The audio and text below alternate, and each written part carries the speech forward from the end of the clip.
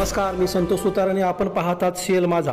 बऱ्याच वर्षापासून मागणी होत असलेल्या बेळगाव वेंगुर्ला राज्य मार्गाला राष्ट्रीय महामार्ग दर्जा मिळावा या मागणीस अखेर गती मिळाली आहे।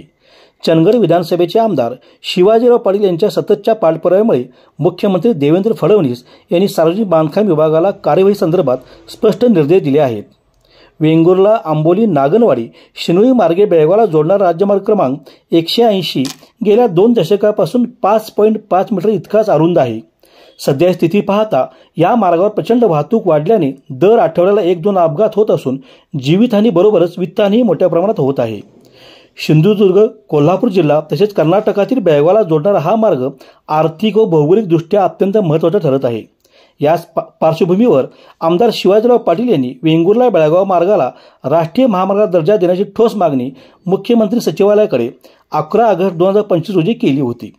त्यानंतर उपअभियंता तथा कार्यालयीन अधिकारी श्रीकांत टिळेकर यांनी राष्ट्रीय महामार्ग विभागाकडे पत्रव्यवहार करून या मार्गाची वस्तुस्थिती स्पष्ट केली व राष्ट्रीय महामार्ग समावेश करण्याची शिफारस देखील केली होती। मुख्यमंत्री देवेंद्र फडणवीस यांनी या मागणी दखल घेत बेळगाव वेंगुर्ला रस्त्याच्या राष्ट्रीय महामार्गासाठी आवश्यक ती कारवाई तातडीने सुरू करावी अशा आशयाचे पत्र सार्वजनिक बांधकाम विभागाला पाठवले आहे। आमदार शिवाजीराव पाटील यांच्या प्रयत्नांना यश आल्याने चंदगड परिसरासह वेंगुर्ला बेळगाव मार्गावरील प्रवासी, व्यापारी आणि नागरिकांतून समाधान व्यक्त होत आहे। आगामी काळात या मार्गाला राष्ट्रीय महामार्ग दर्जा मिळाल्यास केवळ अपघाताचे प्रमाणच घटणार नाही तर पर्यटन, व्यापार विकासाला नवी दिशा मिळणार असल्याचे समाधानकारक चित्र दिसत आहे।